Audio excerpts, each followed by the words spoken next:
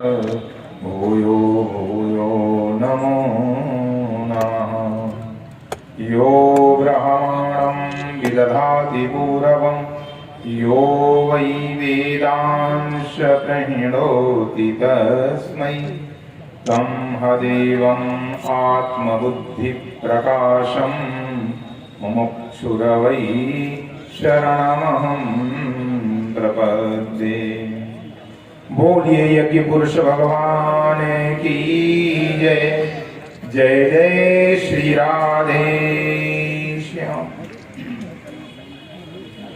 अखिल कोटि ब्रह्मांड नायक कर्तुम अकर्तुम अन्यथा कर्तुम सर्व समर्थ जगन नियंता जगदाधार आनंद कंद श्री कृष्णचंद्र भगवान के पादारविंद में पुनः पुनः प्रणत होते हुए आज बड़े सौभाग्य का सुअवसर है कि इस कोसी जैसे पवित्र स्थल पर नवकुंडीय वैदिक यज्ञ का जो आयोजन होने जा रहा है, जिसकी अभी अभी कलश यात्रा शोभा यात्रा में आप सभी भक्तजन सम्मिलित होकर के आए हैं। सभी को हमारी तरफ से बहुत बहुत शुभाशीर्वाद, बहुत बहुत शुभकामनाएं। ये बहुत ही सौभाग्य का सुअवसर होता है, क्योंकि आज के समय में यज्ञ नहीं होते हैं। आज के समय में यज्ञ मिलना बहुत मुश्किल है। प्रवचन सुनने को तो मिल जाते हैं। आप अपनी टीवी खोलते हो, मोबाइल खोलते हो, तो कहीं न कहीं कोई न कोई प्रवचन देता ही रहता है, कथाएं कहता रहता है। लेकिन यज्ञ जो है एक ऐसा विधान है जो सनातन धर्म में ही पाया जाता है। संसार भर के किसी भी धर्म में यज्ञ का प्रावधान नहीं है। यज्ञ का प्रावधान यदि कहीं है तो वो केवल और केवल सनातन धर्म में है। यज्ञ एक वैज्ञानिक तथ्य है। याज्ञिक प्रक्रिया एक वैज्ञानिक प्रक्रिया है। आजकल के लोग नहीं जानते हैं। तथा कथित मूवी बनाने वाले मूवी बनाते हैं, अपनी फिल्म बनाते हैं और उसमें कह देते हैं भोलेनाथ का अभिषेक क्यों करते हो, इतना दूध बर्बाद क्यों करते हो, किसी गरीब को दूध बांट दो। ऐसे मूर्खों को पता नहीं होता है कि ये सनातन धर्म की सूक्ष्म विज्ञान है।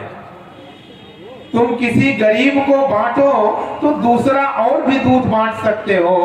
जो हम शिव जी को अभिषेक करते हैं, क्या वही दूध किसी गरीब को बांटा जा सकता है क्या? फिर हम तुम्हारी फिल्म देखने के लिए 1000 रुपए या 800 रुपए की टिकट लेने के लिए किसी थिएटर में क्यों जाते हैं आप लोग? तब आपको भी, पूरे समाज को भी ये शिक्षा देना चाहिए ऐसे लोगों को कि हम 600 रुपए 1000 रुपए गरीबों में बांटेंगे, तुम्हारी मूवी तुम्हारी फिल्म देखने हम नहीं आएंगे। जब देवाधिदेव महादेव, ये लिंगत स्वरूप है देवाधिदेव महादेव। लिंग का मतलब ही होता है एक प्रतीक, एक कारण। कारण को भी लिंग कहते हैं। संपूर्ण सृष्टि का जो कारण है परमात्मा देवाधिदेव महादेव, जिनका साकार रूप तो है हाथ में त्रिशूल और डमरू लिए हुए, बड़ी बड़ी जटाएं, कैलाश पर्वत पर बैठे हुए मैया पार्वती जी के साथ में, और वही लिंग के रूप में कब बनते हैं? शिवलिंग के रूप में, जब उनका स्वरूप, जो उनका बाह्य स्वरूप है, जो स्थूल स्वरूप है उनका, वो लीनम गत्वा इति लिंगा, जो लीन हो जाता है और एक प्रतीक के रूप में प्रकट हो जाते हैं। ये जो शिवलिंग है, ये शिवलिंग संपूर्ण प्रकृति, संपूर्ण सृष्टि का आधार है। जब हम शिवलिंग के ऊपर दूध का अभिषेक करते हैं तो केवल मनुष्य नहीं, प्राणी मात्र उस दूध से तृप्त होता है। प्राणी मात्र को तृप्ति मिलती है रुद्राभिषेक करने से। ऐसे ही सनातन धर्म में जो यज्ञ की परंपरा है, ये अत्यंत वैज्ञानिक है। यज्ञ की परंपरा देखिए, यज्ञ कौन है? भगवान श्री हरि नारायण ही यज्ञ के रूप में प्रकट हुए। भगवान श्री हरि नारायण यज्ञ के रूप में प्रकट हुए हैं और लक्ष्मी जी उनकी पत्नी दक्षिणा के रूप में प्रकट हुई।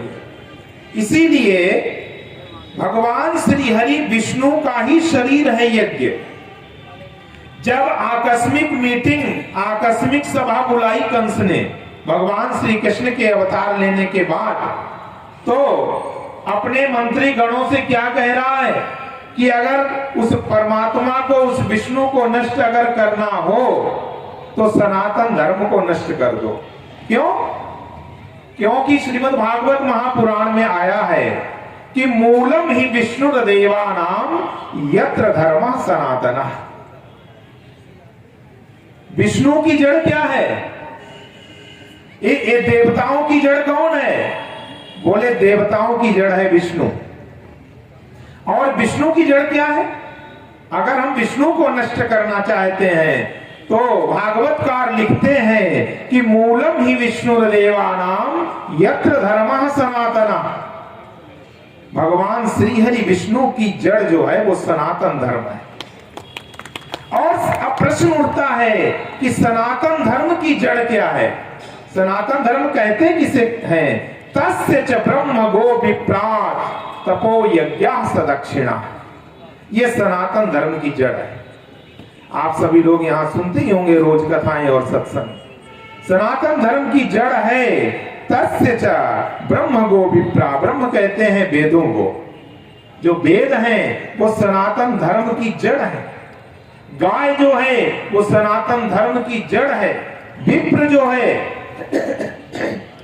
मैं विप्र की बात करता हूं, केवल ब्राह्मण की बात नहीं कर रहा हूं। ब्राह्मण की सुपरलेटिव डिग्री है विप्र। ब्राह्मण जन्म से ही होता है। आजकल बड़ी भ्रांति हो गई है, लोग गलत श्लोक बोलते हैं। बड़े बड़े विद्वान बोले जन्मना जायते शूद्र संस्कारात् द्विजुच्यते। जन्म से ही सब शूद्र होते हैं, यज्ञोपवीत संस्कार होने से द्विज बन जाते हैं। आपने भी सुना होगा, बड़े बड़े पढ़े लिखे आचार्य लोग भी बोलते हैं। ये तथाकथित कुछ ऐसे आर्य समाजियों ने, देखो एक चीज मैं और स्पष्ट कर देना चाहता हूं, जहां पर आर्य समाजी शब्द लाते हैं वहां पर समझ लेना चाहिए ये जो आर्य शब्द जो है ना, इसको गलत प्रयोग करके आर्य शब्द को विकृत कर दिया गया है, इसको भ्रंश कर दिया गया। आर्य शब्द का मतलब एक विशेष समुदाय को आजकल कहते हैं आर्य समाजी।